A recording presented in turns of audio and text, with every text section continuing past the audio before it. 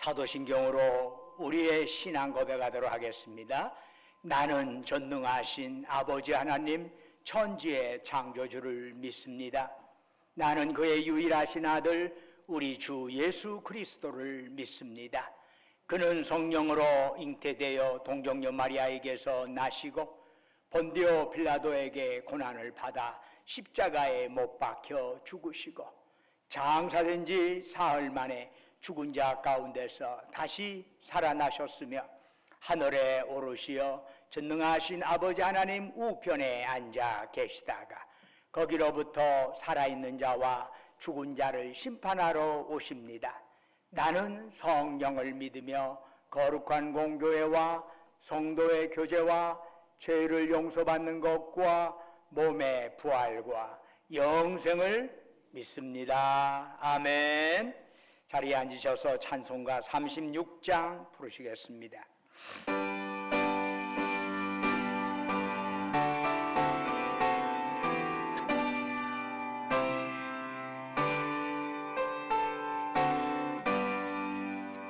주 예수 이름 높이여 다 찬양하여라.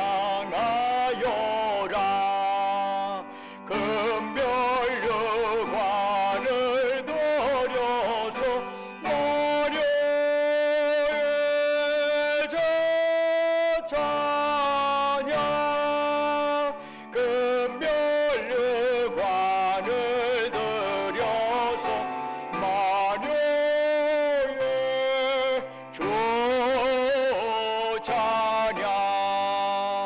주 예수 당한 고난을 못 잊을 죄이나 내게 한 법에 바쳐서 마녀의 저 찬양. 내게 한 법에 바쳐서 만요의 저 찬양. 이 지구에 거하는 온 세상 사람들 그 끝인 이여 높여서 마녀의 저 찬양. 그 끝인 이여 높여서 마녀의 저 찬양. 주 믿는 성도 다 함께 주 앞에 엎드려 무궁한 노래 불러서 마녀의 저 찬양. 무궁한 노래 불러서 마녀의 저 찬양. 아멘. 예배를 위해서 송송봉장님 나오셔서 기도하십니다.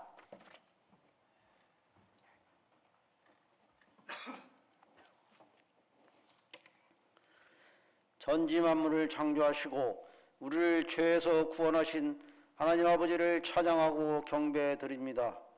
이 시간 신령과 진정으로 예배 드릴 때 기쁘게 받아주시옵소서.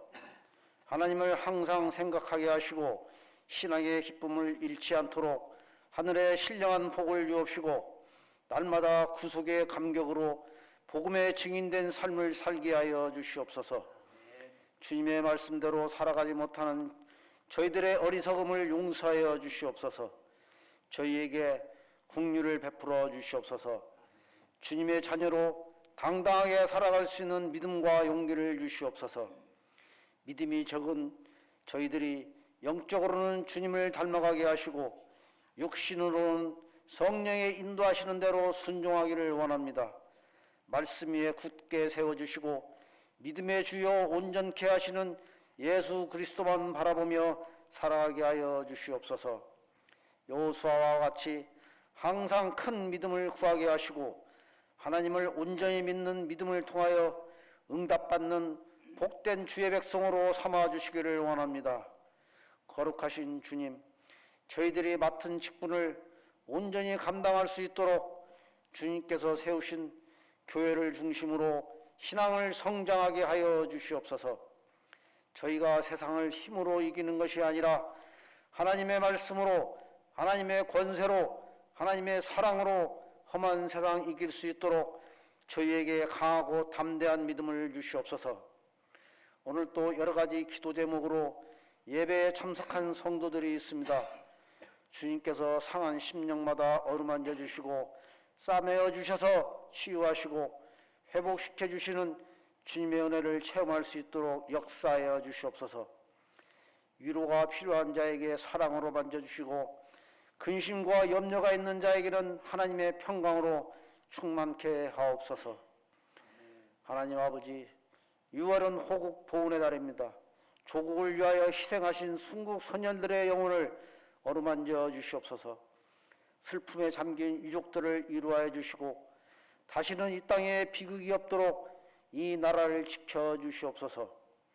대통령과 유정자들에게 지혜와 총명을 주시고 예수 그리스도의 복음의 능력으로 남북이 통일되고 민족 복음화와 세계 선진국가로 향하는 큰 꿈을 이루게 하옵소서. 오늘 말씀을 전하시는 목사님께 영육간의 강건함을 주시고 그 말씀을 듣는 저희들이 세상에 나아갈 때 우리 앞을 가로막는 골리앗을 무너뜨릴 수 있는 큰 믿음과 큰 용기와 도전 정신을 주시옵소서. 이 모든 말씀 항상 우리를 사랑하시는 우리 주 예수 그리스도의 이름으로 기도드립니다. 아멘.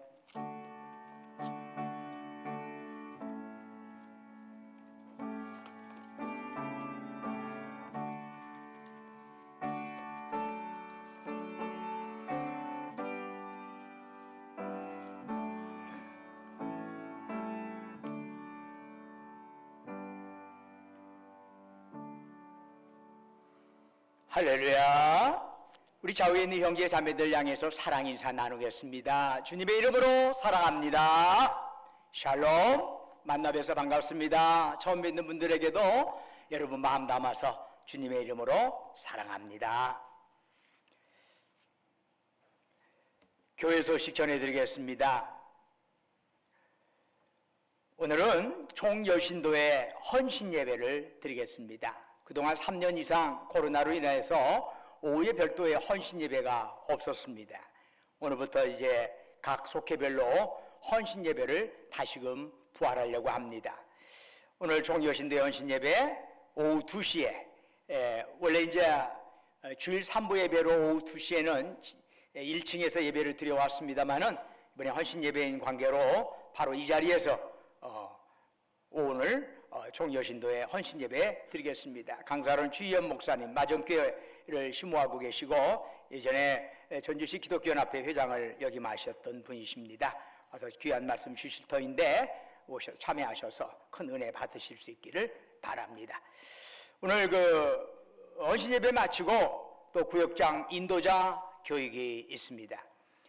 매월 둘째 주에 3부 예배 마치고 나서 구역장 인도자 교육이 있는 것처럼 오늘도 구역장 인도자 교육이 있으니까 우리 해당 분들은 꼭 참여하셔서 함께 배워서 기도하며 배워갈 수 있기를 바랍니다.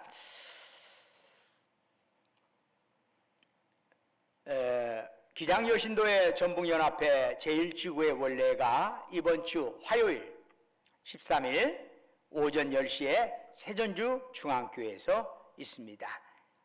연임해 주시면 감사하겠습니다. 나머지는 주보를 참조해 주시고 찬송가 265장 부르시면서 하나님께 예물 드리겠습니다.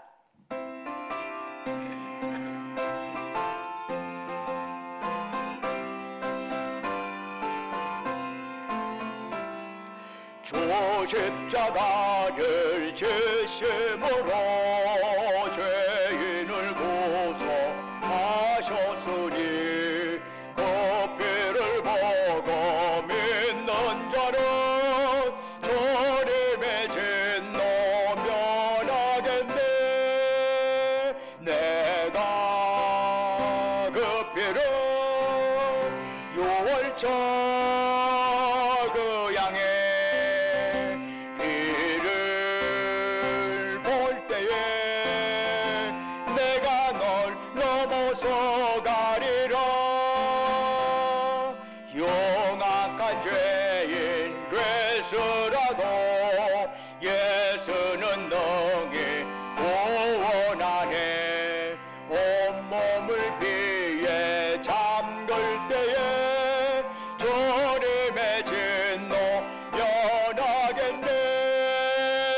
내가 그 피를 유월절 그 양의 피를 볼 때에 내가 널 넘어서 가리라. 심판할 때에 모든 백성 행한 일대로 보응받네.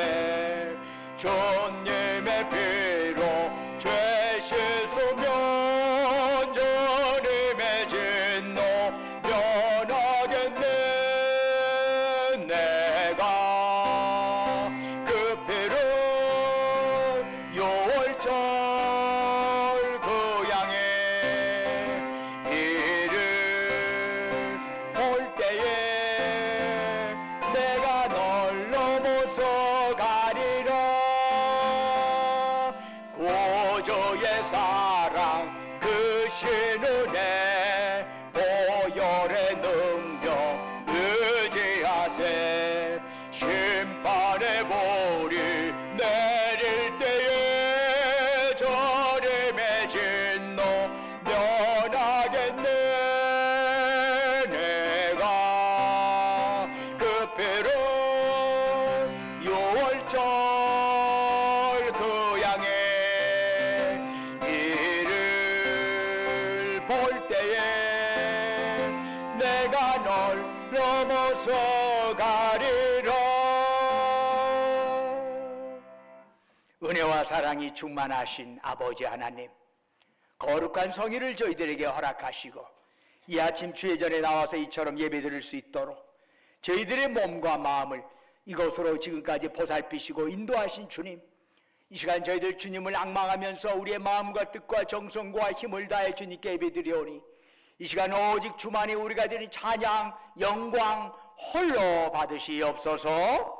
아버지 하나님, 참으로 저희들이 드린 예배가 하나님께는 영광이요 예배들 우리 모두에게 은혜와 기쁨 충만한 자리가 되기를 원합니다. 사모하는 심령마다 주의 성령으로 충만하게 역사하여 주셔서 이러한 예배를 통해서 우리 연약한 영육이 강건해지게 하옵소서. 이러한 예배를 통해서 우리 얽히고 설킨 문제가 해결받는 이 자리가 되게 역사하여 주옵소서. 지난 한 주간도 주님의 은혜 안에 살게 하시고 오늘 거룩한 성일 맞이하여 주 앞에 나올 때 또한 우리의 정성을 담아 소중한 물질을 주께 바치게 하심 감사드립니다.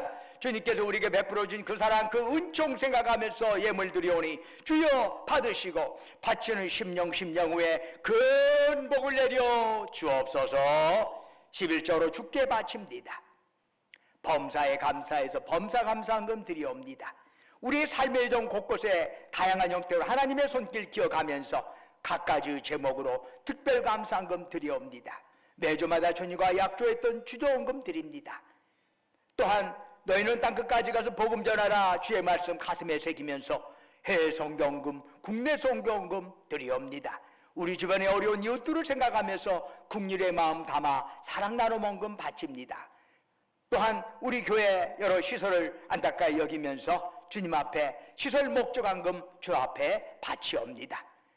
그 밖에 각자의 처지와 형편에 따라 아버지 함께 서원하며 간구하며 예물 드리오니 그들의 기도에 제목제목 주여 귀 기울여 주시고 응답하여 주시고 역사하여 주시옵소서. 아버지 하나님, 특별히 우리의 이 신광교회를 지금까지 보살펴 주신 아버지 하나님께 감사하면서 참으로 앞으로 신광교회가 더욱더 새로운 변화의 시기에 적절하게 대응하여 구원의 방주의 역할을 제대로 감당할 수 있도록 인도하여 주옵소서. 이 신광교회를 이루는 각 지체들에 함께하여 주옵시고 그들 지체들 가는 곳곳마다 그 자리가 은혜의 자리가 되고 축복의 자리가 되게 하여 주옵소서.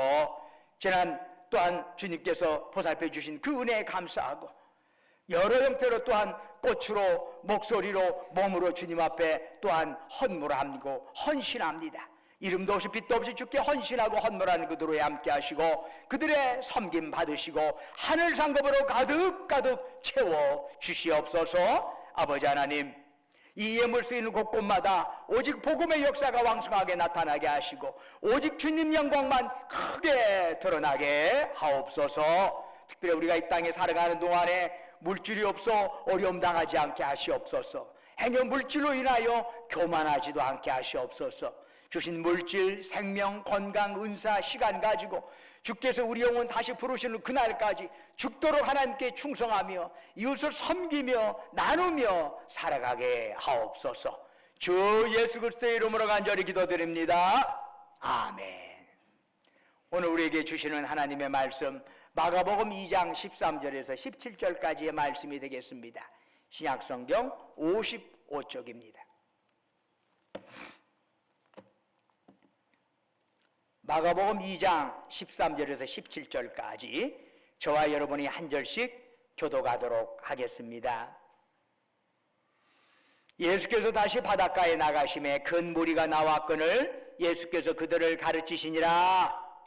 또 지나가시다가 알페오의 아들 레이가 세관에 앉아있는 것을 보시고 그에게 이르시되 나를 따르라 하시니 일어나 따르니라. 그의 집에 앉아 잡수실 때에 많은 세리와 죄인들이 예수와 그의 제자들과 함께 앉았으니 이는 그러한 사람들이 많이 있어서 예수를 따르미러라. 바리새인의 서기관들이 예수께서 죄인 및 세리들과 함께 잡수시는 것을 보고 그의 제자들에게 이르되 어찌하여 세리 및 죄인들과 함께 먹는가. 함께 있겠습니다. 예수께서 들으시고 그들에게 이르시되 건강한 자에게는 의사가 쓸데없고 병든 자에게라야 쓸데있느니라. 나는 의인을 부르러 온 것이 아니요 죄인을 부르러 왔노라 하시니라. 아멘. 오늘 예배에 참여한 여러분 모두에게 그리고 온라인으로 예배에 동참하는 여러분 모두에게 하나님의 놀라운 축복과 평강이 함께 하시기를 주님의 이름으로 축원합니다. 예수님의 제자들 중에서 레이라고도 불리고 마태라고도 불리는 사람이 한 명 있었습니다. 그의 직업은 세리입니다. 예수님 당시에 세리가 하는 일은 뭐냐? 자기 민족의 돈을 긁어 모아서 로마 정부에게 바치는 것입니다. 그 지역은 얼마 바쳐라 이렇게 위에서 하명이 내려오면은 어떤 형태든 그 액수를 채워야 해요. 나머지 액수는 세리 것이야. 그래서 100을 바쳐라 그러면 한 번 120을 바치든 130을 바치든 그것은 세리의 능력이요. 그래서 이러한 그 경계선이 분명하지 않기 때문에 세리가 많은 돈을 토색하는 경우가 적지 않게 있었지요. 그로 인해서 동족들로부터 민족 반역자로 손가락질을 받곤 했습니다. 그런 마태가 예수님의 부르심에 응답해서 모든 것 내려놓고 예수님 제자가 되었습니다. 또한 이것을 기념하기 위해서 이제 모든 것 내려놓고 주님 제자로 떠난다. 이걸 기념하기 위해서 마태가 자기 집에서 잔치를 베풀었는데 그 자리에 초대된 사람이 누구냐 하면은 대부분 마태와 형편이 비슷한 사람들이었습니다. 뭐 유유상종이니까 그렇지 않겠습니까? 끼리끼리 어울리니까 같이 같은 직종이나 서로 활동했던 사람끼리 어울리겠지요. 마가복음 2장 15절에는 그들을 뭐라고 부르고 있지요? 세리와 죄인들 이렇게 표현합니다. 여기서 세리라고 하는 명칭에는 경멸적인 의미가 그 안에 함축되어 있지요. 죄인이라고 하는 단어는 뭐지요? 당시 율법 기준에 비추어서 결격살과 있는 사람들을 통칭해서 죄인 그렇게 불렀습니다. 즉 예수님은 그 당시 사회에서 무시당하는 무리들과 함께 식사를 같이 하신 것입니다. 이것을 보면서 대단히 기분 나빠하는 사람들이 있네요. 바로 바리새파에 속하는 율법 전문가인 서기관들입니다. 어떻게 하나님 말씀 전하는 예수가 저러냐? 아니 어떻게 저런 부정한 자들과 함께 식사를 해? 거리를 두어야지. 저런 사람들하고는 같이 오면 안 되지. 저런 잡것들하고는 같이 있으면 안 되지. 그러자 예수님께서 말씀하십니다. 건강한 자에게는 의사가 쓸데없고 병든 자에게야 쓸데있느니라. 나는 의인을 부르러 온 것이 아니요 죄인을 부르러 왔노라. 이 말씀은 무슨 뜻일까요? 스스로 나는 의인이라고 생각하는 사람들에게 예수님이 필요 없다는 얘기예요.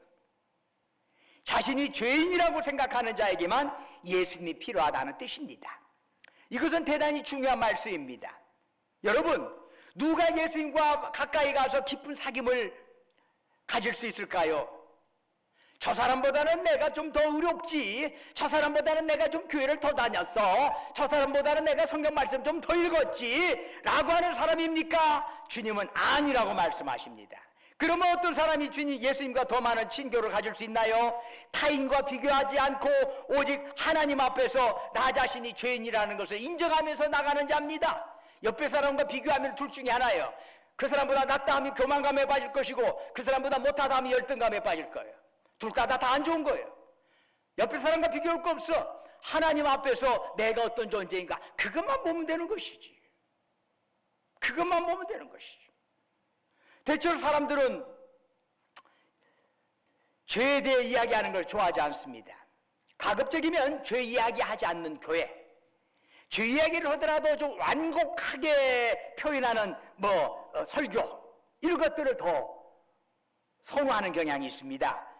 즉 죄 문제는 제쳐놓고 내 속을 편안하게 해주는 설교를 선호한다는 거지요. 미국의 노만 빈센트 필 박사가 있었습니다. 이분은 설교에서 죄인이란 말을 쓰지 않았습니다. 그리고 사람들의 마음을 편안하게 해주는 그런 형태로 설교문을 각색했습니다. 그분의 설교집과 설교 테이프는 날개 돋친 듯이 팔렸고 100만인의 설교자라는 별칭까지 얻었습니다. 그런데 그 100만인이 지금은 다 어디 있나요? 그래도 미국에서 예수 그리스도를 믿음으로써 은혜 받고 미국을 치유하려고 노력하는 사람은 자신이 죄인이라고 고백하고 십자가 앞에서 무릎 꿇은 사람들입니다. 사람들은 누구나 자기 속에 드러내고 싶지 않은 부분이 있지요. 자기 속에 밖으로 드러나는 걸 꺼리는 것들을 끊임없이 억압합니다. 될 수 있으면 그 내 의식으로부터 그것을 누르려고 합니다. 그런데 그것이 다른 사람에게 발견될 시에 아주 강하게 반발하고 상대방을 비난하는 경우를 볼 수 있습니다. 이것을 심리학적인 용어로 투사 프로젝션이라고 하지요. 이것은 자기가 비난하는 면이 사실은 내가 누구를 비난해 어떤 면에 있어서 그 사람이 너무 기분 나쁜 거야. 그런 면이. 그렇다면 바로 그 면이 자기 속에 있다는 사실을 보여주는 역설적인 반응이라 할 수 있습니다. 어떤 사람들은 죄라는 말만 나오면 왜 신경질적인 반응을 보일까요? 그것은 바로 그들이 죄인이기 때문입니다. 요한복음 3장 20절을 말씀하죠. 악을 행하는 자마다 빛을 미워하여 빛으로 오지 아니하나니 이는 그 행위가 드러날까 함이요. 악을 행하는 자마다 왜 빛을 미워할까요? 그 빛이 자기의 추함을 드러내기 때문입니다. 왜 죄 이야기를 싫어할까요? 자신의 죄를 생각나게 하기 때문입니다. 그렇다고 교회가 죄 이야기를 싫어하는 방향으로 나아가면 교회는 심각한 문제에 부딪히게 됩니다. 그것은 십자가의 능력이 상실되긴 된다는 사실입니다. 죄에 관련하여 현대인에게서 발견되는 또 다른 문제는 죄를 가볍게 다루려는 경향이 있습니다. 웬만한 큰 죄를 범해도 세상이 다 그런 거야. 나만 그런가? 정치를 하다 보면 다 그래. 나만 그런가? 그러면서 자신이 범한 죄를 가볍게 넘어가는 경향이 있습니다. 혹은 자신의 잘못을 타인이나 상황 탓으로 돌리기도 합니다. 이런 성향이 우리 신앙에 스며들면 하나님이 미워하시는 죄를 대수롭지 않게 여기는 경향으로 나아가게 되지요. 흔히 죄하면은 사법적인 죄를 먼저 생각하지만은 성경에서 말씀하는 죄란 그처럼 단순한 것이 아니랍니다. 왜 그럴까요? 첫 번째 이유는 성경에서 다루는 죄는 신학적인 죄, 곧 하나님 뜻을 어긴 죄를 의미하기 때문입니다. 현대인들은 죄의 문제를 거부하거나 희석시키고 싶어 합니다. 모든 것을 상황적으로, 상대적으로 해석하려고 합니다. 그러나 우리가 죄 문제를 가볍게 지나칠 수 없는 이유는 죄란 하나님께로 향하는 통로를 가로막기 때문입니다. 어떤 죄악에서 사장은 중학교 때 남의 밭에서 마늘 하나 뽑아먹은 것 빼고는 내가 죄 지은 것이 없다 말하기도 합니다. 왜 그런 말을 할 수 있나요? 죄가 뭔지 모르기 때문입니다. 하나님께서 죄가 뭔지를 성경을 통해서 가르쳐 주셨습니다. 그런데 성경을 모르니 결국 죄를 모르고, 죄를 모르니 죄에 대한 해결책을 모르게 됩니다. 사랑하는 여러분, 예수 안 믿는 것이 죄입니까? 죄 아닙니까? 예수 안 믿는 것 죄입니다. 왜 죄인가요? 하나님께서 예수님을 이 땅에 보내시면서 그를 믿으라고 모든 죄인들에게 명령하셨습니다. 그런데 그 명령을 받아들이지 않기 때문에 죄인 것입니다. 여러분 잘 기억하십시오. 우리가 범하는 모든 죄는 궁극적으로 하나님을 향한 것입니다. 여러분, 우리가 이제 부모님에게 잘못을 했어요. 그런데 이러면 안 되겠다 해서 부모님에게 찾아가서 잘못했다고 용서를 빌면 됩니다. 부모님한테는. 그러나 그것으로 다 끝입니까? 아니에요. 부모님에게 잘못한 것은 내 부모를 공경하라 하는 하나님의 명령을 어긴 것입니다. 그렇다면 그것은 부모님에게만 잘못한 게 아니라 하나님께도 죄를 지은 것입니다. 하나님과의 관계도 분명히 해야 합니다. 결국 세상의 모든 죄는 결국 하나님께 범죄한 것이 됩니다. 죄가 단순하지 않은 둘째 이유는 마음으로 짓는 죄에 대해서도 하나님의 심판이 따르기 때문입니다. 노아의 홍수가 끝난 다음에 하나님은 모든 사람들이 어려서부터 그 마음이 약하여 죄를 범하는구나 라고 말씀하셨습니다. 그런가 하면 예레미야 17장 9절에 이하는 만물보다 거짓되고 심히 부패한 것은 마음이라 누가 능히 이를 알리오마는 나 여호와는 심장을 살피며 폐부를 시험하고 각각 그의 행위와 그의 행실대로 보응하나니 라고 말씀합니다. 하나님은 행동 이전에 그 마음을 살피시는 것이지. 세상법은 마음으로 지은 죄에 대해서 제재하지 않습니다. 내가 어떤 마음을 가져도 그것 때문에 우리 감옥 가지 않습니다. 그러나 하나님께서는 마음으로 지은 죄에 대해서도 징계를 하십니다. 그렇다면 문제가 간단하지 않습니다. 사랑하는 여러분, 여러분의 마음을 하나님께서 문제 삼는다면 여러분 자신이 있습니까? 마음의 죄를 하나님께서 심각히 다루신다면 여러분 편안하게 지내실 수 있나요? 죄를 가볍게 다룰 수 없는 셋째 이유는 죄에는 막대한 정신적 고통이 따르기 때문입니다. 네레모라 하는 심리학자는 말합니다. 모든 심리적인 문제, 즉 불안, 불면증, 열등감, 우울증, 고독, 수치심과 같은 문제에는 어떤 형태로든지 죄가 개입되지 않는 경우가 없다. 모울러라고 하는 심리학자는 이런 말을 하지요. 인간이 고백하지 않고 속죄받지 못한 실제적인 죄로 인하여 온 마음과 영혼과 육체까지 병들어 있는 것이 현대인이다. 오늘날 현대인들이 얼마나 많은 정신적 병리에 시달리고 있는지 모릅니다. 바로 죄 때문입니다. 이 죄 문제가 해결되지 않으면 우리 마음은 갈기갈기 찢겨지고 맙니다. 자기 죄를 방어하기 위하여 자꾸 남을 비판하려 하고 그걸 감추려 하니 더 힘들고, 그러다 보면 점점 우리의 마음과 우리 사이는 삭막해지게 되는 것입니다. 우리가 죄 문제를 결코 가볍게 여길 수 없는 넷째 이유가 있습니다. 그것은 최후의 심판이 따르기 때문입니다. 1974년 12월 25일에 이른 새벽에 당시만 해도 우리나라에서 가장 좋은 호텔 중에 하나인 대연각 호텔에 화재가 있었지요. 늦게까지 먹고 마시고 즐긴 후에 아직 잠까지 채 깨어나기도 전에 호텔은 불더미에 휩싸였습니다. 소방차의 접근이 용이하지 않자 사람들을 구출하려고 헬리콥터가 출동을 했는데 그 헬리콥터에서 내린 줄을 잡고 가다가 떨어진 사람, 매트를 땅에 던지고 그 위에 뛰어내리는 사람, 그런데 그 사람이 피할 여유도 없이 또 그 위에 또 딴 사람들이 또 떨어지고, 그래서 500여 명의 사상자를 내었습니다. 그야말로 아비규환이죠. 그 현장에 있던 어떤 사람은 이렇게 말합니다. 나는 지옥을 보았다. 여러분, 죄 문제를 해결하지 않으면 이러한 대형각 호텔 화재 사건과는 비교할 수 없는 아비규환이 우리를 기다리고 있는 것입니다. 그러니 어찌 죄의 문제가 단순한 것일 수 있겠습니까? 어떻게 죄짓고 망각의 시간 속에, 망각의 기억의 망각 속에 나 자신을 그 죄의 문제를 싹 집어넣고 대충 입 딱 씻을 수 있겠습니까? 이웃과 비교하면서 나는 그 정도는 아니지, 이러한 거짓 안위에 어떻게 빠질 수 있겠습니까?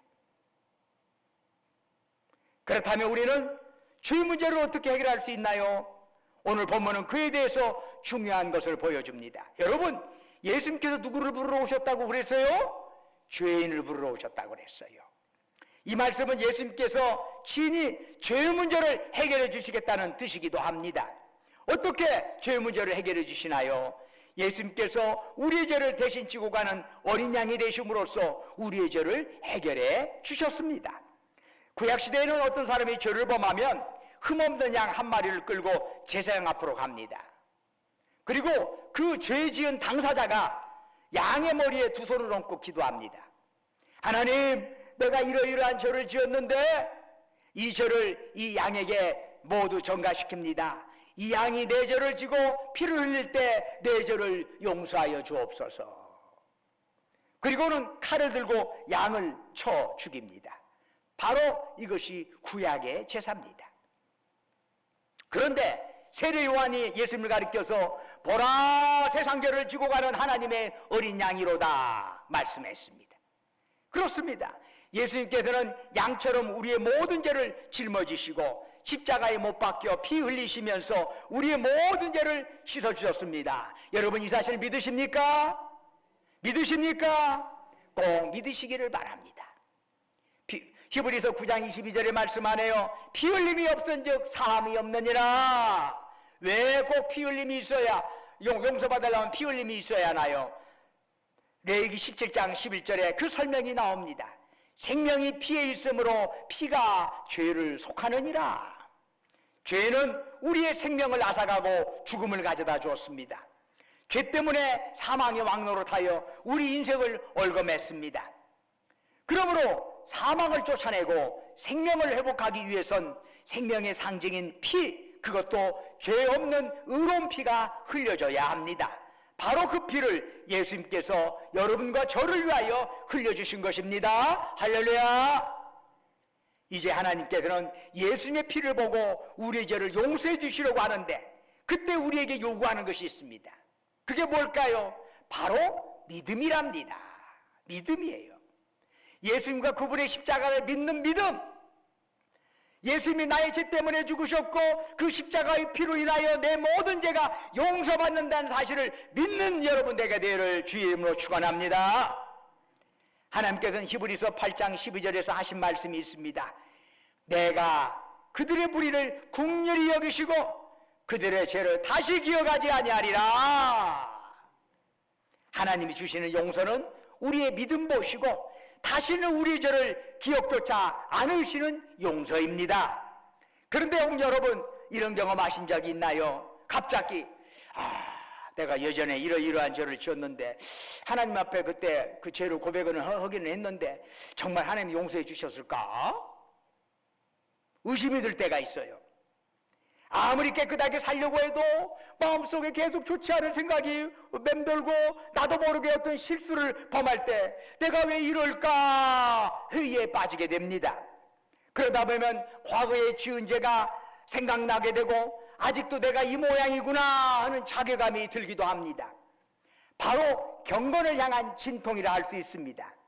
우리가 우리 자신에 대해서 실망할 때 우리 옆에서 웃는 자가 하나 있습니다. 바로 마귀랍니다. 그 마귀는 우리 마음을 사정없이 뒤흔들어 놓습니다. 야야야, 용서받았다고 웃기지 말어. 그건 용서받았다고 느끼고 싶어하는 네 생각일 뿐이야. 유선 떨지 말어. 마귀가 그렇게 들쑤셔 놓으면 당할 자가 없어. 기도도 안 나와.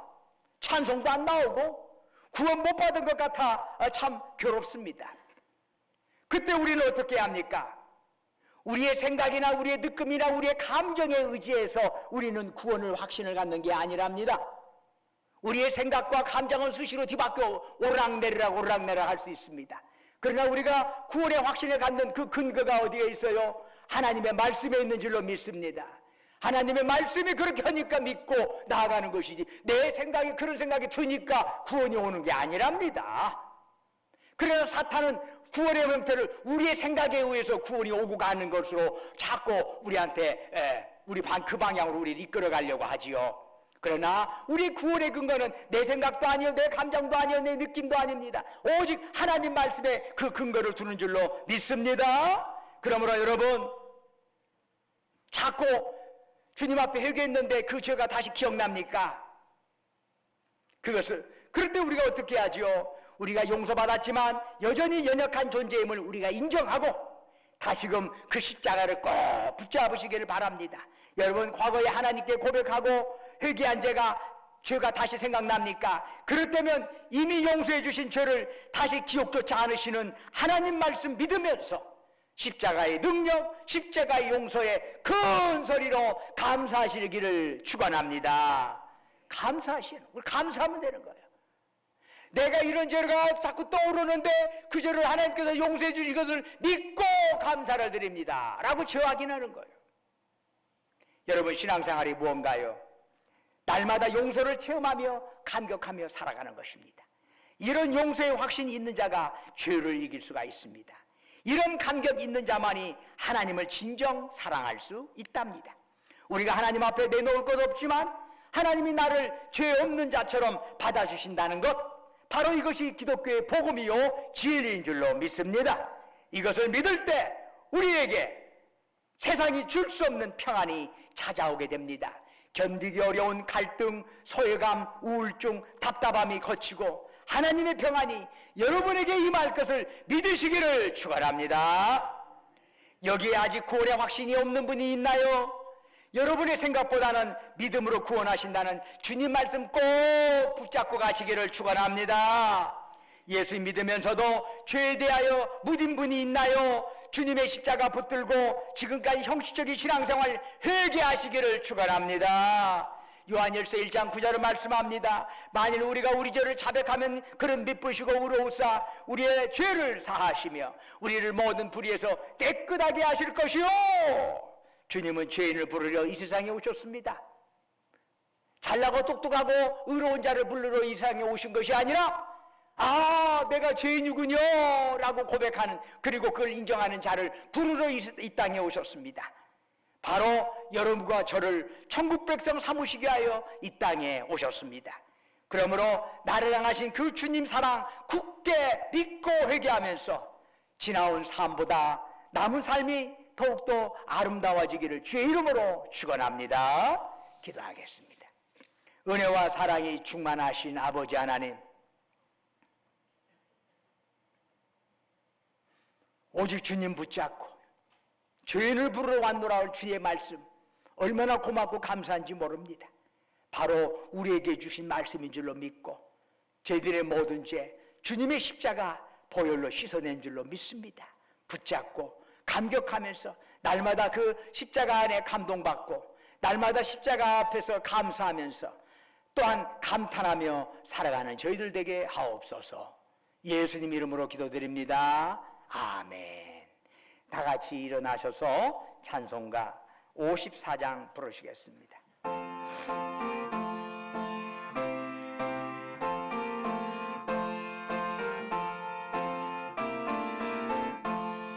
주여 복을 구하오니 별에 가게 하시고 사람마다 전례로 이게 돌아가시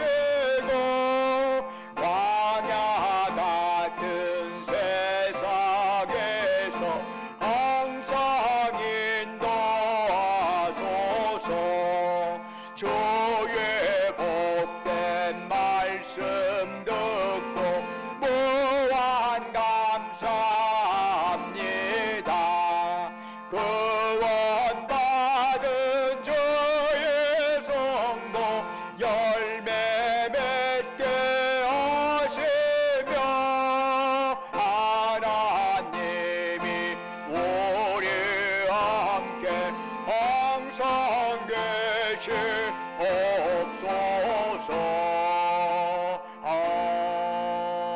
아멘. 이제는 우리 주 예수 그리스도의 은혜와 아버지 하나님의 크신 사랑과 성령님의 이루하시고 교통하시고 충만케 하심의 역사가 죄인을 부르러 왔노라 주의 말씀 바로 우리에게 주신 말씀으로 받고 주여 죄인 여기 있습니다. 주님 앞에 무릎 꿇고 나아가면서 주님의 은혜 안에 새롭게 되고 주님의 은혜한 십자가의 그 놀라운 능력으로 우리의 삶이 변화될 수 있다고 하면서 우리의 모든 것들을 마지막까지 십자가 붙잡고 나아가겠노라고 다시 한번 고백하고 다짐하는 사랑하는 주의 백성들과 그들이 속해 있는 가정과 직장과 사업장 외 외지에서 공부하느라 직장 다니느라 군복무하러 수고하는 우리 아들 딸들 위해 지금부터 영원토록 함께 하시기를 간절히 축원하옵나이다. 아멘.